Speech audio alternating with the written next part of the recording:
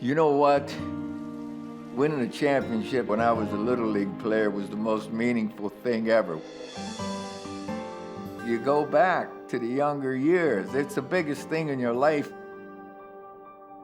We won the baseball championship in high school, man. That was the biggest thing.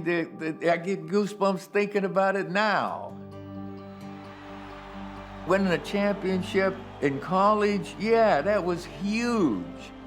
And pro football, doing it with the guys that are getting paid, going against the very best, the cream of the crop. To be able to say we did it, yeah, man, that is wonderful. That's the goal.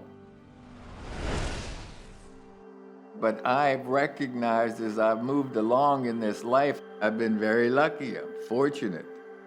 You're not always dealt a full deck when you come into this world, and Lady Luck can be cruel. I can remember at Shea Stadium on a Saturday before a game, we were allowed to have the families come out, and I can remember one of our offensive linemen's child in their wheelchair. I can remember a defensive back's sister in a wheelchair, and I started thinking, boy, knowing just how lucky I am, how much gratitude I should have. Let me put some effort in to help those that aren't so lucky. They talk about teamwork in sports, basketball, football, baseball. Excuse me, the biggest game of all life is teamwork. We need one another. Sports was a major part of our lives where I grew up. You didn't have toys, you had a ball.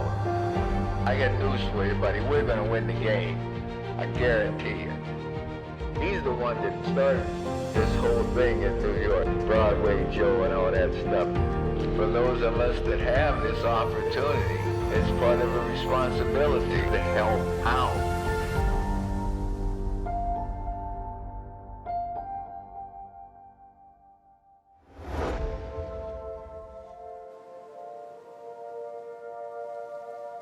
I grew up in a small town in western Pennsylvania called Beaver Falls because we had beavers and we had some falls on the river.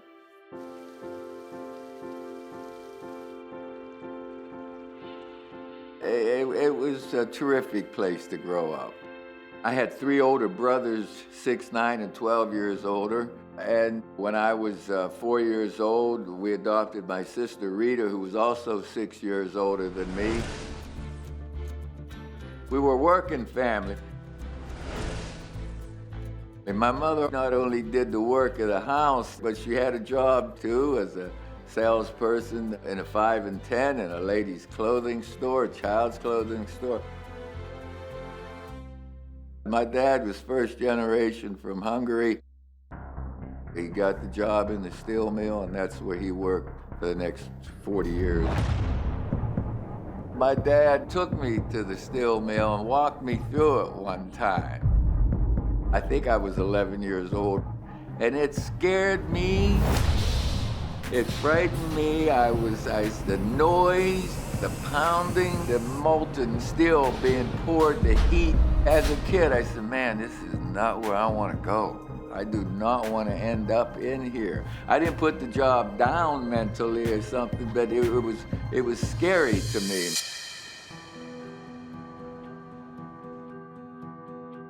Beaver Falls with a mixed bag of people. Right across the street from our house on the corner was Linwood Alford's house, and we were the same age. I met Joe Namath at 4 years old. I'd seen this kid come out of his back door, and he walked across the street.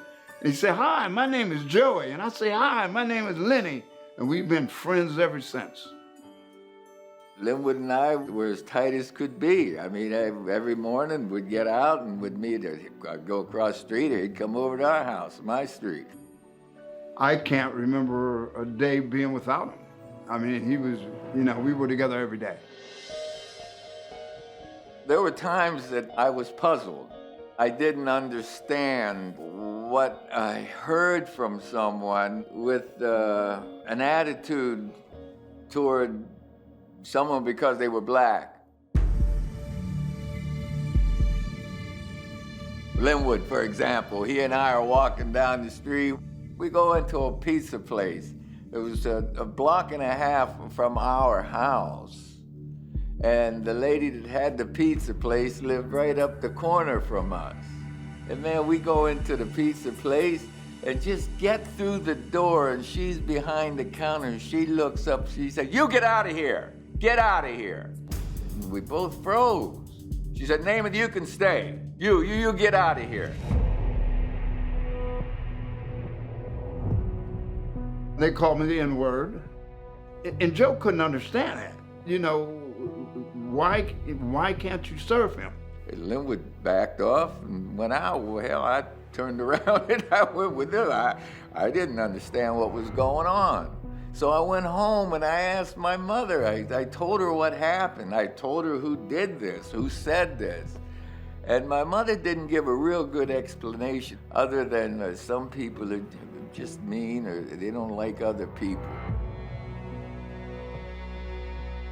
I didn't understand about people having prejudice, being biased.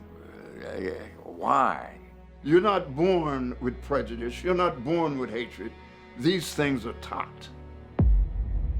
Joe was never taught that.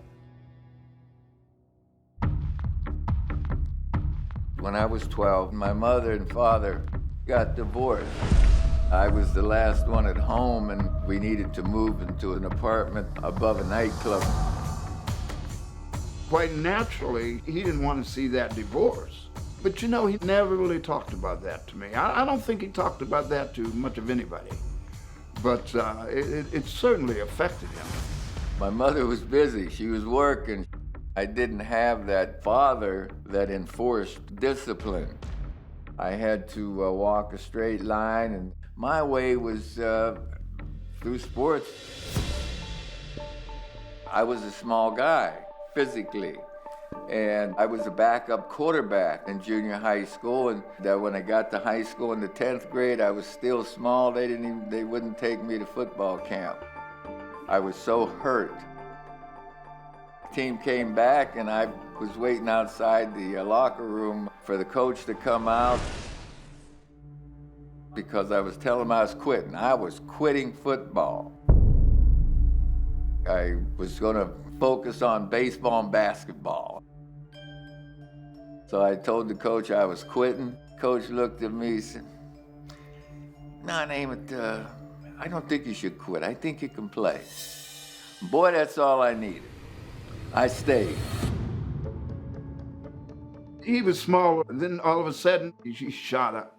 He shot up. Between my sophomore year and my junior year, I grew. I got bigger. My hands were always good. I could palm a basketball. I could dunk the basketball. I could jump. I was always quick.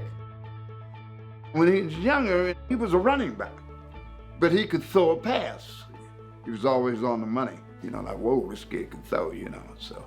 Finally, my junior year, got an opportunity. I just, kept playing and practicing and got lucky with some outstanding coaching and teammates, man. Joe was confident. A lot of people, would have called him cocky, and a lot of people did. He just, he had the determination to win.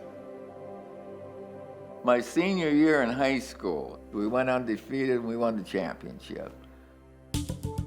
He was a dynamic quarterback, but he was good in basketball, baseball. I mean, he could play it all. I know he got a couple offers to play baseball. I couldn't understand my mother not accepting the fact that I wanted to play professional baseball. I had this $50,000 offer to sign and a new car too. That was more money than our household ever heard of. But she just said, "No, I want Joey to go to college.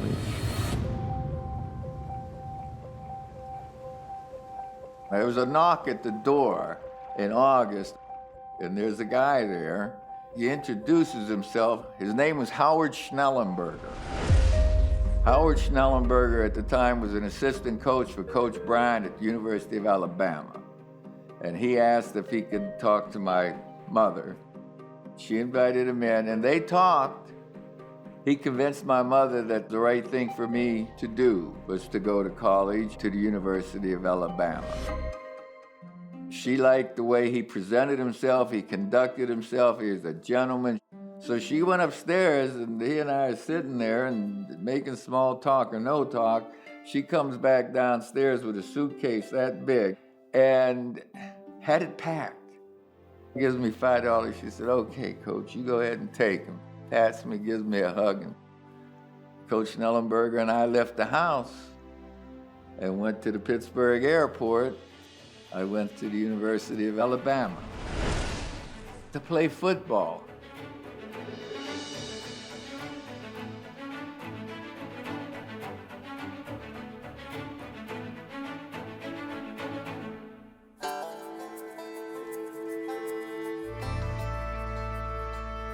Arriving in Alabama, yeah, man, it was a culture shock. I didn't know about segregation. I got to Tuscaloosa in the Greyhound bus station. There's 2 water fountains over there, and above one water fountain was white, and above the other water fountain was colored. It was my first time that I had witnessed segregation actually being for real. I didn't know exactly what was going on down there. The ball players on our team, the coaches, they were right, man. They were righteous people. They were God-fearing people. They worked hard and all that, except they weren't brought up the same way as I was brought up. I wasn't brought up the same way they were brought up. They were brought up a certain way that they thought was right.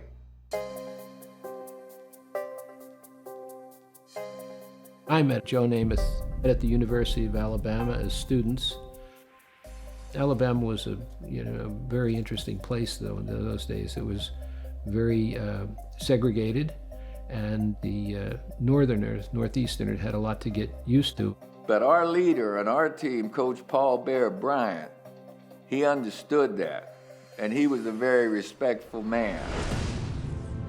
And Coach Bryant handled that well, and my teammates and I got along well. But there's some folks that like to cause trouble. I can remember as a freshman, I had a picture of my high school girlfriend in the prom court. One of the girls in the picture was black. And one of the guys looked at the picture and he said, "Hey, is this your girlfriend over here?" And I really thought he was pointing to my girlfriend, and he was pointing to the black girl. And I said, yeah. He called me the N-word. The N-word. And names aren't gonna mess me up, but some people take that as a very disrespectful term, and it is. It's meant with disrespect. It's meant in a mean way when you hear it, and it's said. It's said with ignorance.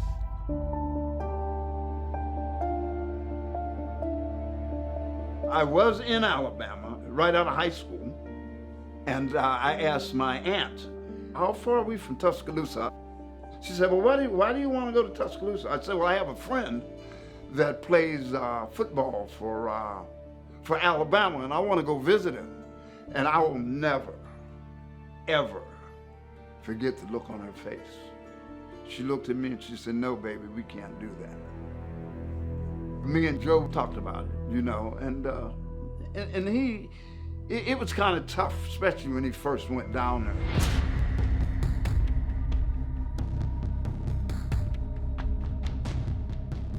Alabama was the last state that wasn't integrated. I was there when Governor Wallace stood in the doorway of Foster Hall.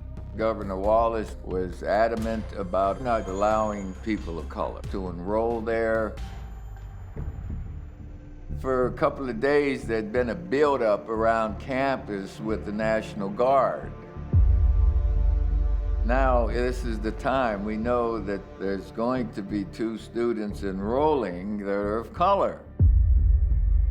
For a lot of kids there at summer school, I mean, we gathered outside Foster Auditorium where Governor Wallace was in the doorway. The man stepped in and said, "Governor Wallace, is now a federal issue. Step aside, please." The words. Vivian and the gentleman Hood, I think is the last name, but they went in. But Vivian Malone ended up staying longer, and we integrated. It was a strange time, you know? I didn't realize that the whole Southeastern Conference at one time was segregated. I didn't know that. Well, it was just something that he really couldn't understand early on, you know, and he was like really uncomfortable. He wanted to get out of there, to be honest with you, you know. You know, they were different than what he was. I think Joe probably had thoughts, well, you know, maybe I should go to another college. Maybe I should end up going to another school. And it certainly would have been a lot of guys who would have taken him. And he could have had a, you know, career somewhere else. But that was not in his nature to abandon a situation that he was a part of, an integral part of. When Vivian Malone Jones was admitted, Joe felt great about it. Great about it. He's made that statement, you know, because, hey, now the right thing is really starting to happen, you know.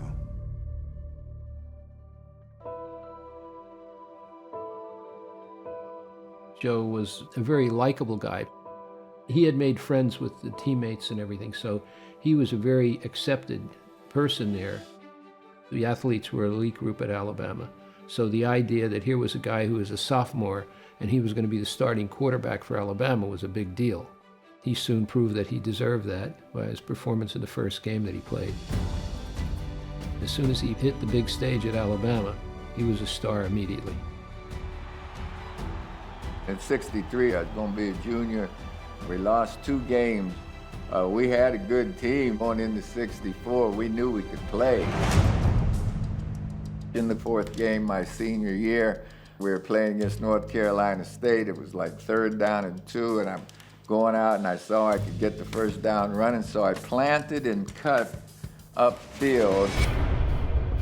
And when I planted, tremendous pain happened in my knee and I went down. We didn't know what happened, what was torn.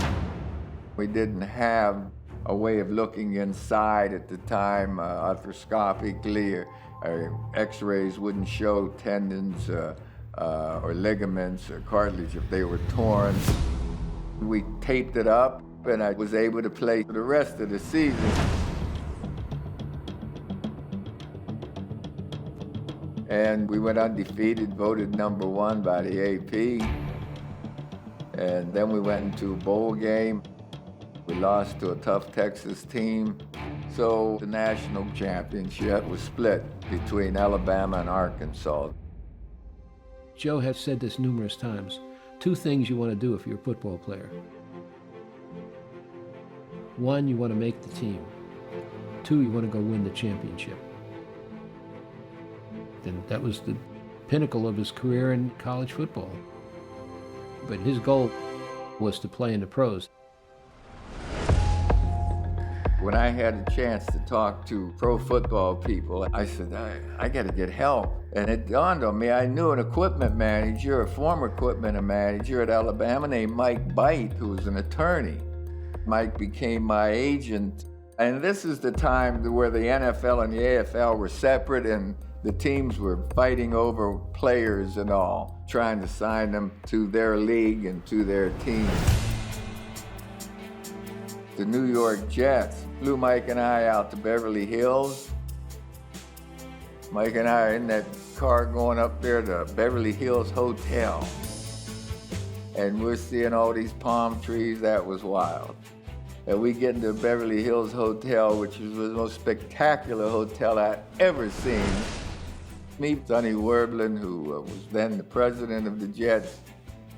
Mr. Werber says, we're going to sign you. Well, I'm going to outbid the other people, so I'm going to sign you. He made it very easy. And I signed with the New York Jets.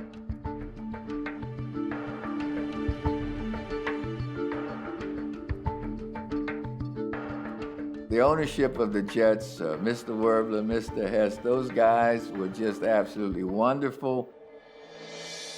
Werblin, being an entertainment man, coming out of the entertainment business, being the best agent in the business at the time with Music Corporation of America, was very publicity conscious. Sports Illustrated had me take a picture standing on Broadway in the Jet uniform.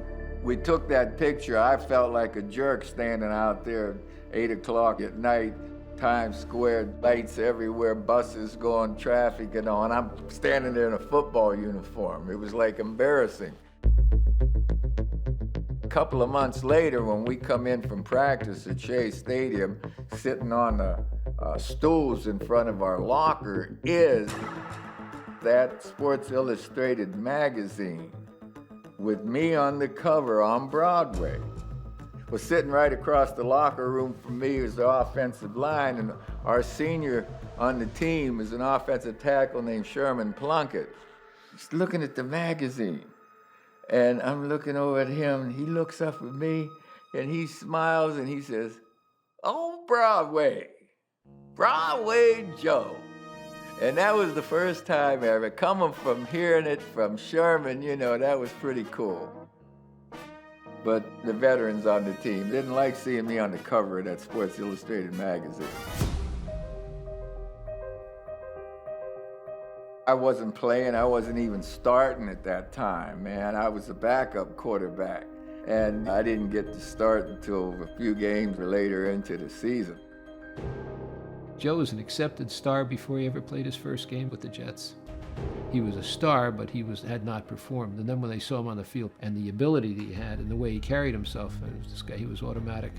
They just fell in love with him. Things were so different back then. The players had so much more freedom. Our team, we didn't have to be at practice till noon every day. As long as I had my rest and got to practice at the right time, I enjoyed the nightlife in New York. Joe was always noticeable. I mean, he just had a swagger about him. There were people like that. They have a radiance that's around them, that kind of like, wow, they're a little different, and he has that. I was with Mr. Werblin, Mrs. Werblin, 3 nights of the week. He'd take me around to restaurants. He'd introduce me to people. He wanted me to be seen in New York. He knew the value of the star system. They wanted to sell tickets. He's the one that started this whole Broadway Joe and all that stuff. That was Mr. Werblin's work. In the 60s, I had my flowered pants on, man, and long hair and stuff, I was right along with what was happening with the hippie scene. So maybe I was reaching to get recognition somehow in that way. But I liked styling. I liked the nice hats. I liked the nice clothes. Just let me do my thing, and I follow the rules. I followed the rules on our team, but away from that, let me be me. I don't think he was a rebel. I think he was somebody who said, I can't live my life based on what other people's opinion of me is going to be, because I'm the guy who has to go out on the field and do what I do, and if I can't do that, they're not going to think anything of me. Bottom line is I had to play, though. I had to be able to play. We kept getting better. In the 4th season, we put it all together. We won the AFL Championship that year.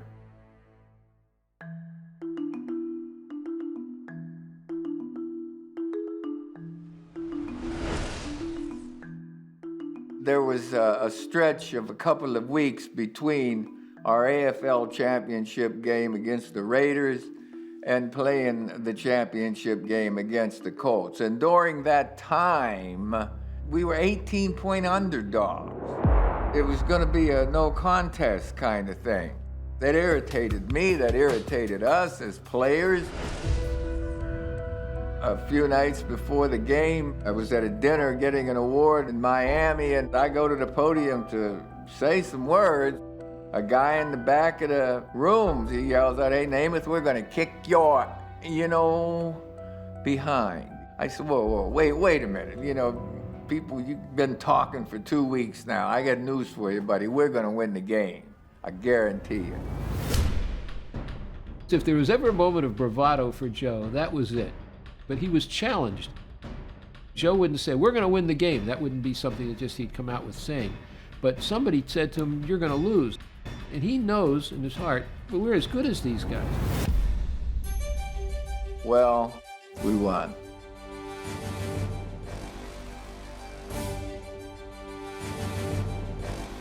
Wow, that felt special. After the game, I got in the car with my friend Joe Hirsch. It was quiet. Joe didn't say words, and I didn't say. I just sat there. We sat there, and then we started chuckling. We started laughing. We did it, yeah. We had won. After the Super Bowl win, things happened more with endorsements, with commercials, that kind of thing. There were offers coming from everywhere. It was just endless. There was so much publicity, so much stuff. Nothing that we were trying to generate, because it just came. It was there. Everybody and his brother wanted a piece of that. He was becoming a giant celebrity. As he became more and more famous, he became more and more humble. He kind of started taking things in stride, although he always appreciated where he was at in life. But now he's really looking at, wow, I've been blessed. I've been blessed. Yeah. I realized how lucky I am. I wanted to help those that are less fortunate. It goes back to Beaver Falls. Started with Mom, Dad, trying to help out. They were teaching me to give back. My teammate, John Dockery, came to me in '71 and wanted to know if I would be interested in helping coach kids and having a football camp, using football, using the sport to teach the children about life. I owe so much to the guys that I lucked into as leaders, coaches in sports, and it hit home. We started the football camp and used football to teach the children not only how to play their individual positions out there, but to respect their teammates, how to own up to responsibilities that you have on the field as well as off the field, how to take care of yourself, what you have. It was an educational thing for the children, and we thrived on it as adults, as coaches. We loved it. We went to co-ed too. We had girls coming to camp and wanting to play football. Parents would come back year after year. Campers that had children would come back. We did it for 46 years. We had a wonderful run with the camp. We learned from it, and a whole lot of children learned from it.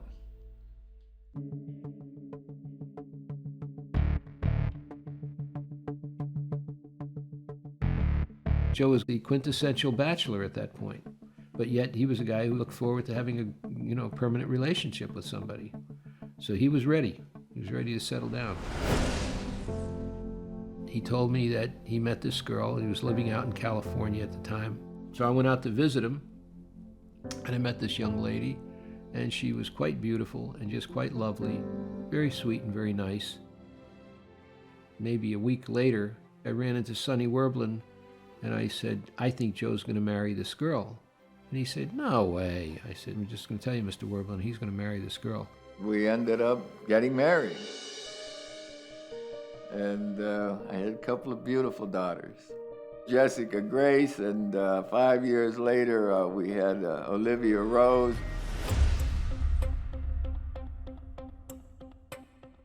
When my daughter Jessica was going on 2 or so, my wife told me that I had a drinking problem. My senior grade, no, what do you mean, drinking problem? I don't have a drinking problem. Pro players, we used to drink, you know? I'd come off the field in Shea Stadium and get to my locker, and there'd be a glass of Johnny Walker Red there, waiting on me. It might have had something to do with the pain. It was an escape. Down, you played a lousy game, you didn't feel this anger and sorrow as much. I didn't think I abused it or drank that much, but it did become a habit. I went and got help.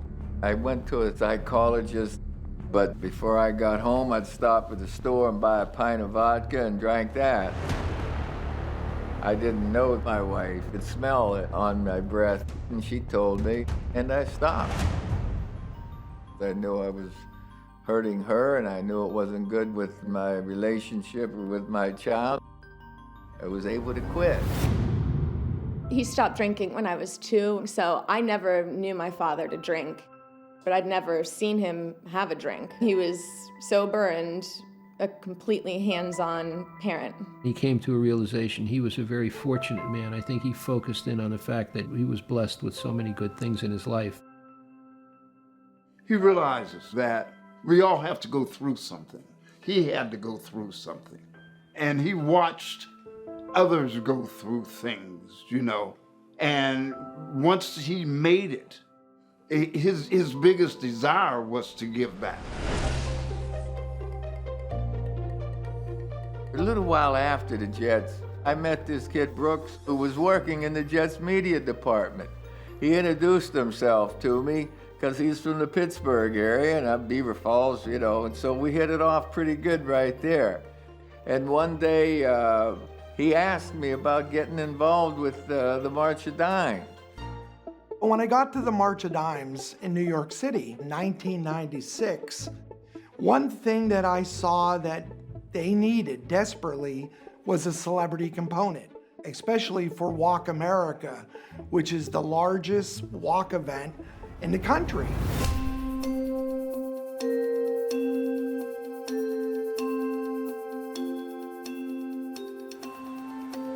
So I'm thinking to myself, who would be a great person to kind of be the face of the New York City March of Dimes? And immediately I thought of Joe Namath. I asked Joe, what do you think about getting involved with the March of Dimes? And Joe said, I'm in. What do I need to do?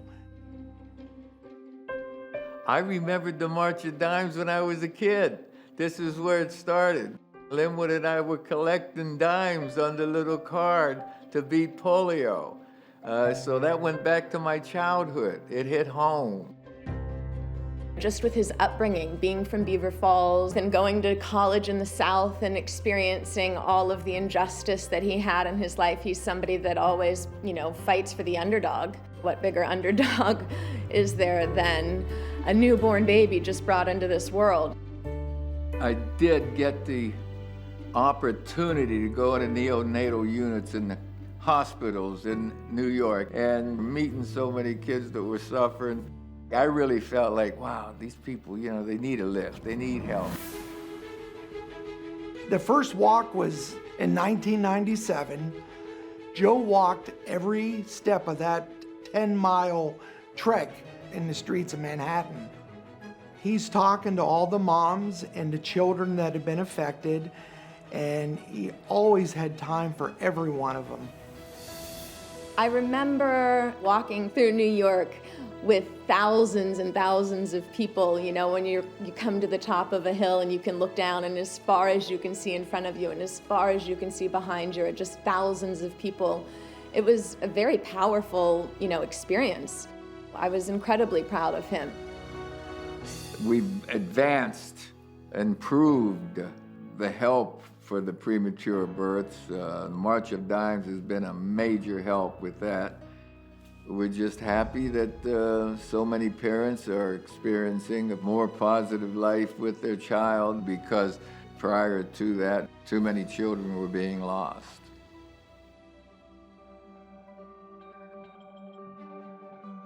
He is the quarterback of our team, And it's not a one-man show. He knows that. His famous quote, "Life is a team game. You don't get too far in life without the help from others." That's the way he lives his life.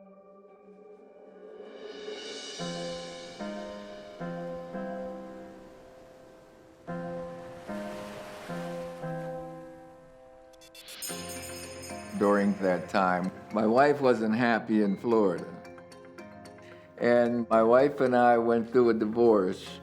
I was 13. I think it was a hard time for him, especially because it brought back a lot of memories of childhood and of, abandonment or of his parents being divorced. And I used the separation basically as an excuse to go back to drinking. It was the first time I'd ever seen him have a drink. He did turn into, not as happy of a person. It was a very recognizable difference for us. I ended up having an experience at a New York Jet game on television. I was under the influence of alcohol.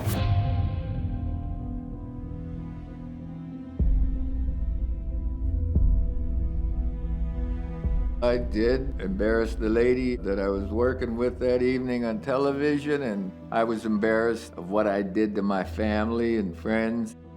I wasn't thinking of them, and I needed to get straightened out. Joe was very apologetic.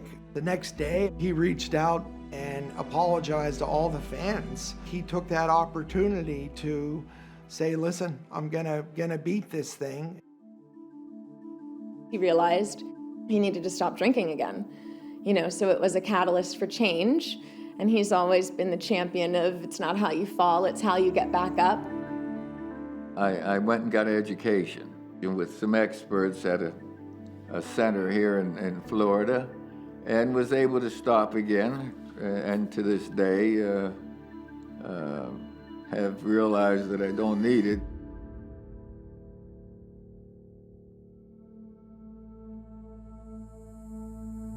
For 11 years, he served as the celebrity chair of Walk America for New York City. But Joe had such a passion still for the March of Dimes and wanted to continue to help. I did feel like we could do something out on Long Island. I spent a lot of years on Long Island. I know a lot of people on Long Island. The Jets are still on Long Island, and we could help raise funds out there specifically. Joe Namath loves golf. What about a golf event, Joe? So in 2005, Joe Namath Celebrity Golf Event.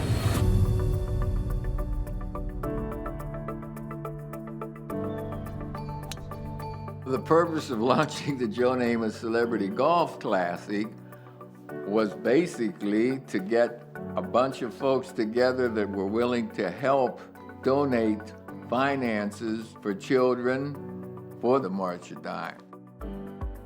Our first Joe Namath golf event, we did it at a golf course on Long Island that had 2 courses.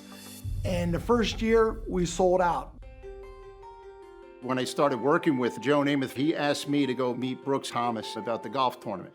And at that time, they were probably doing the golf tournament 4 or 5 years, and Joe wanted me to be part of that. Over time, they had people being flown in from all over the country. Celebrities that heard about the golf tournament, heard that Joe was behind it, heard that Joe was the face of the local chapter for the March of Dimes, and it got to get bigger and bigger and bigger every year. It is the most successful and largest celebrity charity golf event in the country. It raises annually over $1 million for the March of Dimes. At the end of the day, it's all about helping people. After our events, we'll talk right before he's leaving. "Did we do good?" he asked me. I said, "Joe, we did great." And then Joe would reply, "That's what it's all about."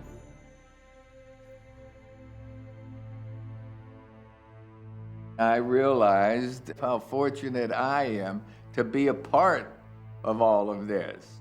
I've recognized that I do have a position in society that I can influence some people to step up maybe and help out.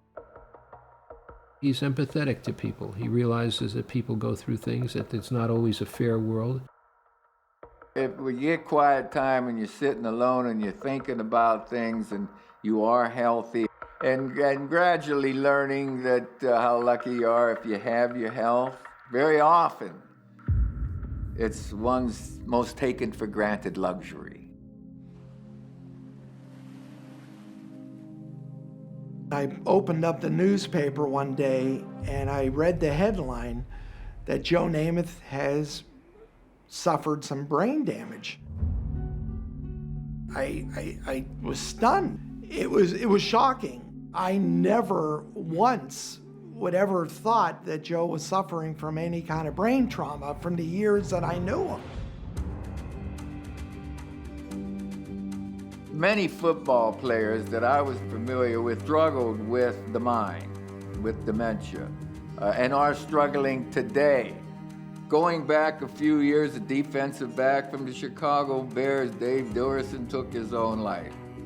Junior Seau took his own life.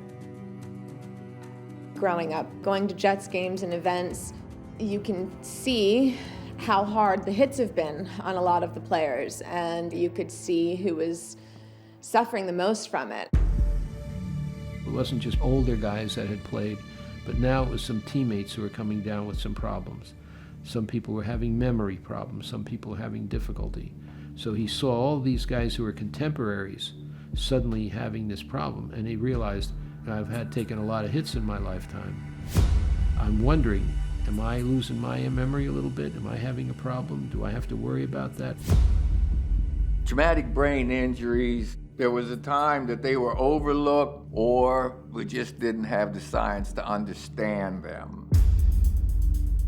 I knew I had a handful of concussions, or back then we just called it you're getting your bell rung.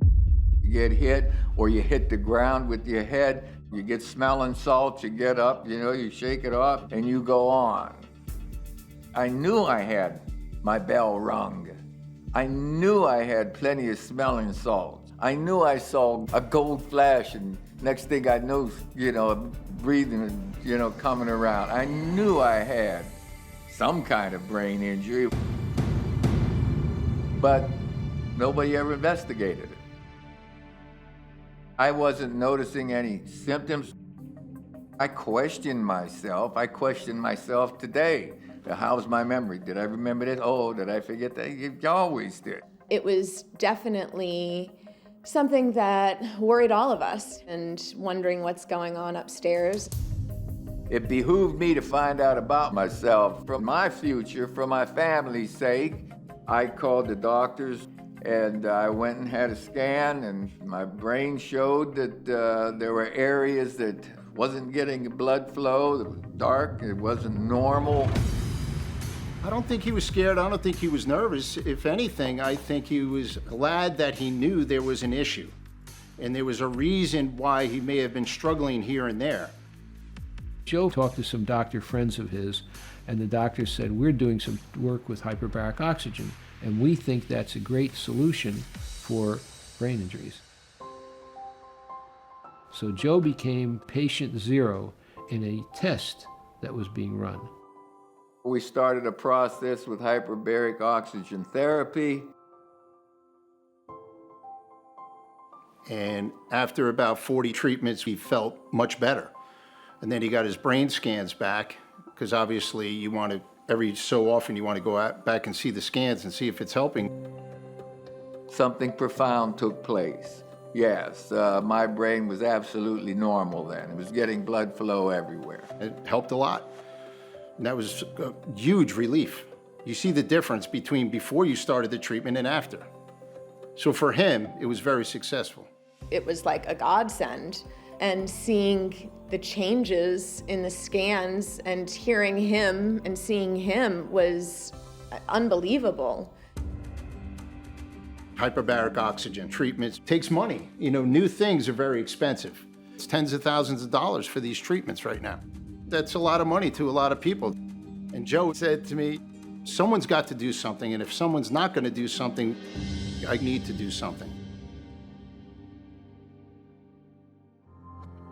After 20 years, Joe felt it was a good time to diversify his charitable giving, and that was the beginning of the Joe Namath Foundation in 2017. It's giving us more freedom to spread it around. We continue to work with the March of Dimes and help out, but let's do more.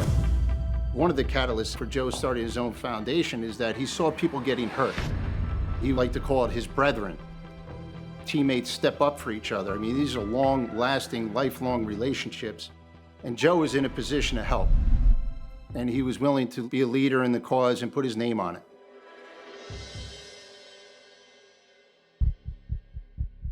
What we did, we started to try and get the Food and Drug Administration to say, hey, this is a serious problem, and now the insurance companies need to help pay for the use of hyperbaric oxygen therapy. Otherwise, the person can't go get it done.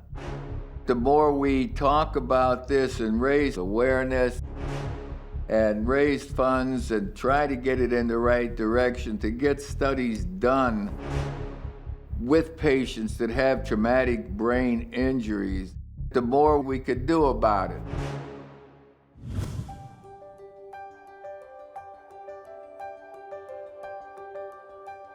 Having a foundation, you become aware of so many causes, from kids to the environment to animals. It's just been a great platform for him to be able to contribute as much as he can, wherever he can.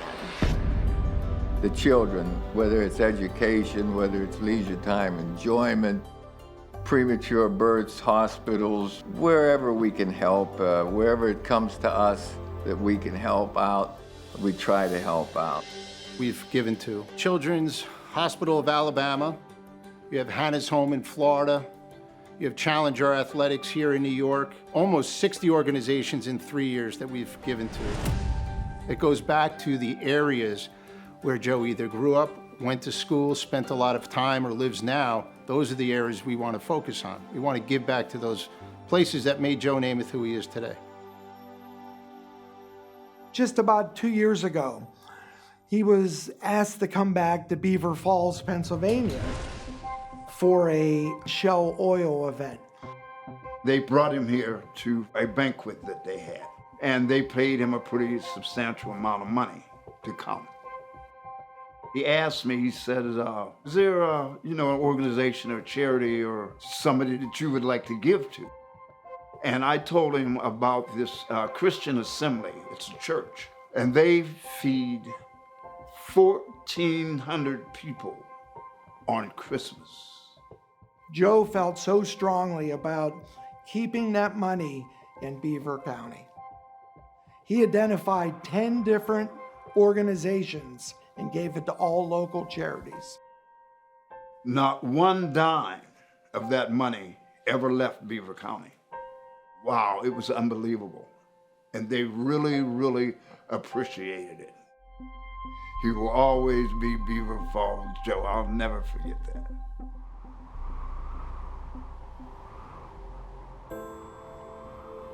It all starts at home. My mom and dad's love. And I know it's not about me. I've known that since I was a kid. I've known that since I was coached by people and helped by people that knew a heck of a lot more about life than I did. Sometimes people say to me, what's it like working with Joe? And I said, well, let me just give you an example. He's never, ever, I've seen anyhow, never seen him walk by a homeless person and not give him something or offer kind words of encouragement. And you know what? From afar, I just see the smile on that person's face, and I bet you most people don't know that that's Joe Namath, but the compassion he shows folks that are down on their luck that day, that to me says it all.